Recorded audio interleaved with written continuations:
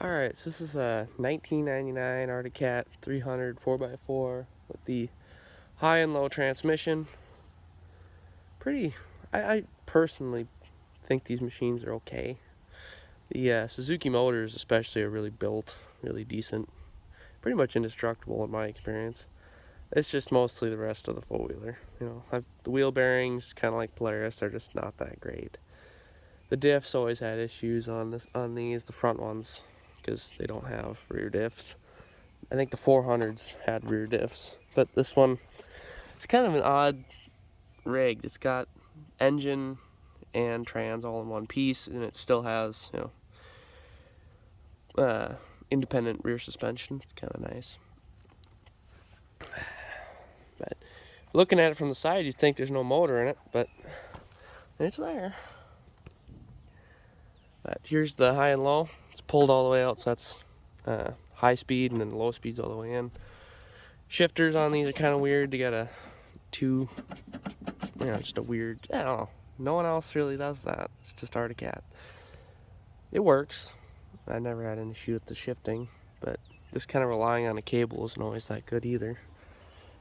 I don't know, with these Arctic Cats, there are really good things about them, and there's really stupid things about them.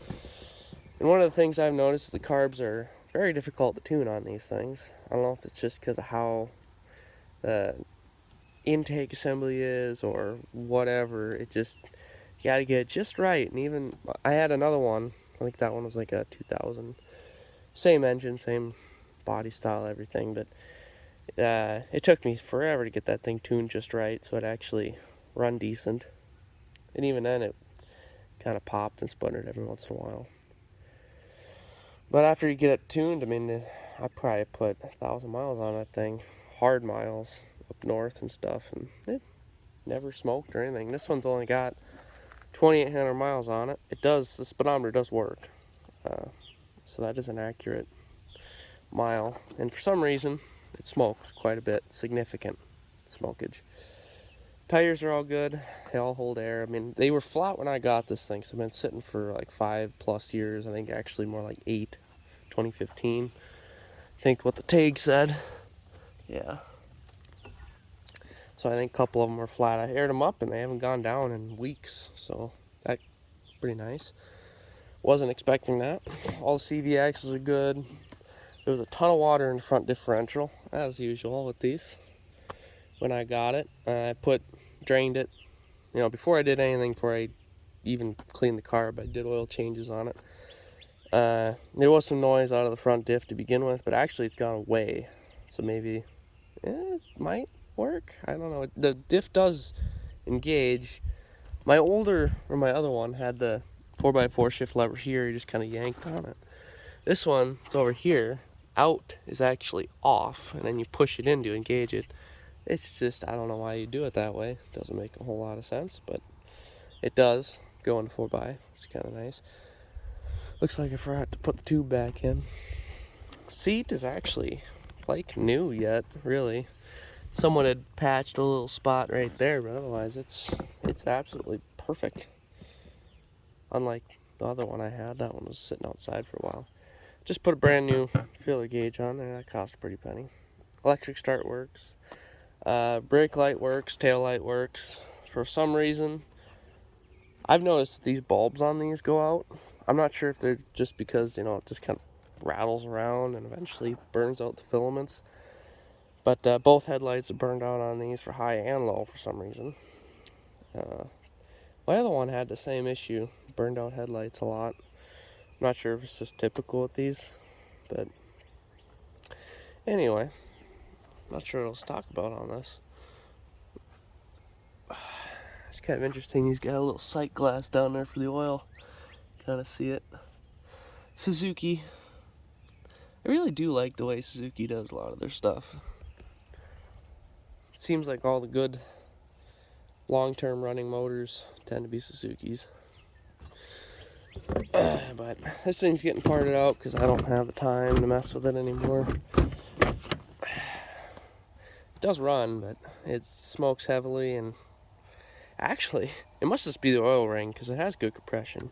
I think it tested, it was like 120 or something like that.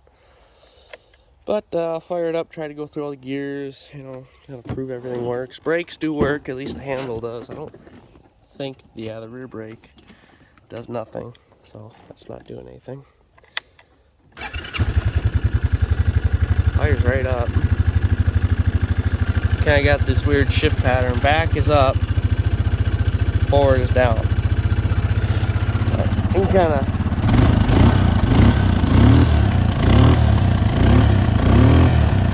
see the smoke coming out. Anyway, the clutch is kind of worn out too. You can feel it. I don't know what this thing's been through, you know. But must have been pretty significant. So that's third, fourth, and it's gonna get pretty.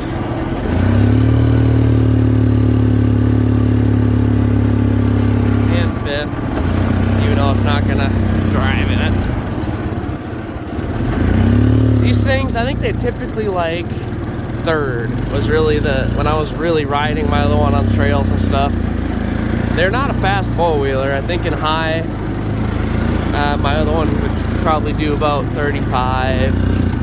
40 was pretty much the end of the road. I think I did get it to 45 once. Obviously that was downhill at the wind at my back. But they kind of make up for that torque, especially when you got in low gear. Yeah, they are very, very torquey. They can pretty much pull whatever you can get traction to pull. There's low gear.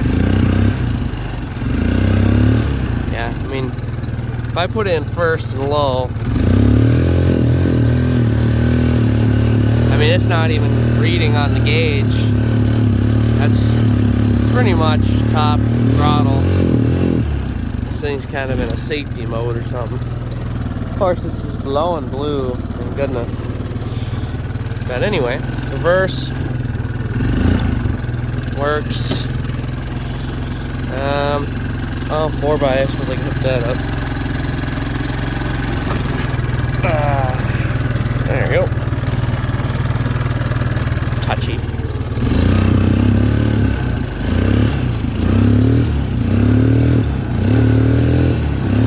So fifth and low sits right around 10 miles an hour.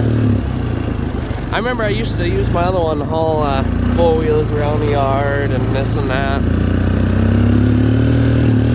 That's probably why the wheel bearings always went out, because they were putting way too much force to those tiny little wheel bearings. I mean, I think these are smaller than like a Sportsman 500 bearing. They're really not that built. You know, it's a light-duty four-wheeler, if I'm being honest. I think they'd be fine for any children. I mean, another thing I'm really impressed about on these Arcticats is just the low center of gravity. Like something like that, Sportsman, get up on the hills, you're kind of, you know, you're doing the turnies kind of thing. This thing, when we took it up to more of a mountainous, well, not really mountainous, but just extremely hilly area with a lot of rocks and stuff. Climbing up the side of these rocks, you know, it's relatively smooth. A lot of people are starting to get tippy, and this thing, well, the other one, just like it, was doing just fine. And this is, I think it's mainly because the engine is just so low. There's not a lot of ground clearance, but it just sits so low, the engine's farther back, and it just doesn't weigh a whole lot compared to a lot of those wheelers. I mean, you got a lot more meat on it in general, just with all the extra stuff. Yeah, been kind of impressed with that. I think they're really solid for hill climbing and stuff. It's probably what it was designed for, because I mean, it's got the high and low. Certainly has no issue going really slow over larger objects. I don't know, if I had to rate it out of a 10, it'd probably be like a solid 6, I'd say. You know, just for drivability, for utility purposes, and if you want to take it on the trail every once in a while, it probably would do it just fine. Independent suspension really does help. I wasn't always a believer in that, but for trails, I get it.